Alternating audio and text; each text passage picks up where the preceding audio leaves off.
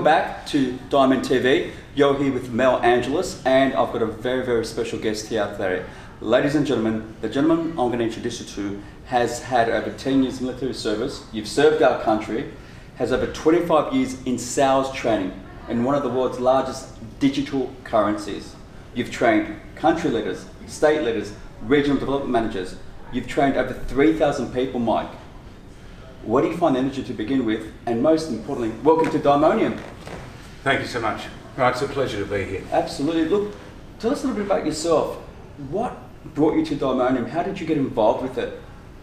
I think it was destiny. Right? After working in over 20 countries, training salespeople in a digital currency, a friend of mine actually made an introduction to the Chief Technology Officer, and after hearing the vision of the company, which is really to fulfill Satoshi's original vision to make this usable by all people across all boundaries, I knew this was destiny and I had to do something special. That's phenomenal. Now, do you have a technical background, a computer software background? Tell us a little bit about yourself, Mike. Okay, well, in my 10 years of military service, I studied electronics. Yes. After I'd left the military, I sort of stumbled into sales initially. Stumbled, mate. You were there for 25 years, trained over 3,000 people. You must have done exceptionally well. Oh, well, it was my calling, right?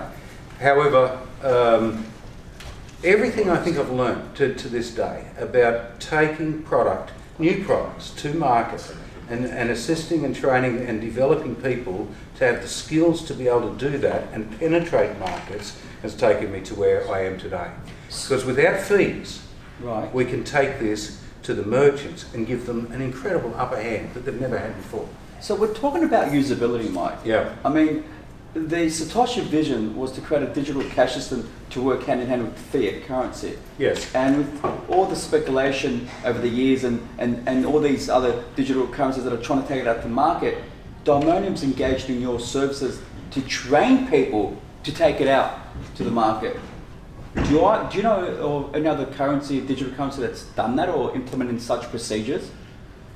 Well, I suppose the first commercially viable digital currencies were trade exchanges, right? And trade exchanges operated completely successfully for many years. The only drawback was the fee structure and the centralisation, right?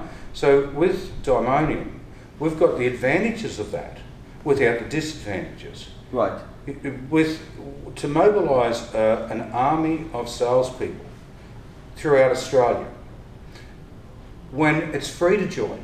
In fact, we pay them to join. You reward them. There is no monthly fees, no transactional fees, other than a consumer pays 1 cent, regardless of the size of the transaction. We believe market penetration is going to be at an incredibly accelerated, rapid pace. I mean, besides Diamonium proving it to be an industrial-grade blockchain, they've got a vision, a plan to go out there to penetrate the market. So that's something that not many cryptocurrencies I've seen do or hear of, that are going out there to do the hard work to go and physically door knock on merchants to get them on board. Hence why one of the logos is, blockchain powered and people driven. And that's where your role comes into it, to train people in engaging with merchants and to incorporate a digital currency to fulfill that vision that was brought out in 2009 by Satoshi. You must be so overwhelmed and so how do you feel being the man in charge of that? How do you feel? Oh, it's an incredible privilege and honour, and having worked with many of the Diamoniums, yes, the people involved in developing this, I can see I'm certainly in the right place.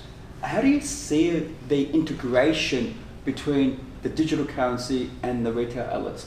How do you think they're going to embrace it? And because it's something new. Now, let's be honest, anytime something new comes out, as human nature, we sort of tend to put our shield and guard up. How do you feel the integration will occur? Well, we sure have. And even when credit cards were first brought into the world in the mid to late 40s, there was major pushback. People couldn't get their heads around that a plastic card could contain money. Of course. Right? But now, today, it's got complete acceptance. And when you think about it, isn't a Visa card or a MasterCard, you don't actually see the money these days, right? If I come in and pay for my restaurant bill with my credit card, I don't see any money. It's in a way digital, right? Correct. And then at the end of the month, I'll transfer from my bank account into my credit card to pay back the debt. So again, I haven't seen it. In a way, digital currency exists. Now, the fiat currency that we do use is backed by nothing anyway, right? So in a way, people are handling less and less actual folding money. Correct. So we're no different, right? Except we don't produce the note that is declining in usage anyway.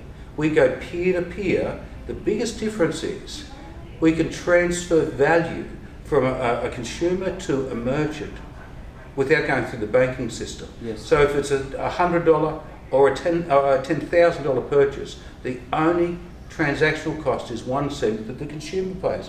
So the merchant pays nothing. And that's why cryptocurrency has become so popular. The decentralization, giving power back to the people and allowing them to be your own bank. And with Diamonium taking it to the next level and fulfilling the Satoshi vision, and for the Diamoniums to have you on board, it's a great pleasure, Mike. Thank you so much for being part of the team, and I look forward to working with you in the future. Thank you so much.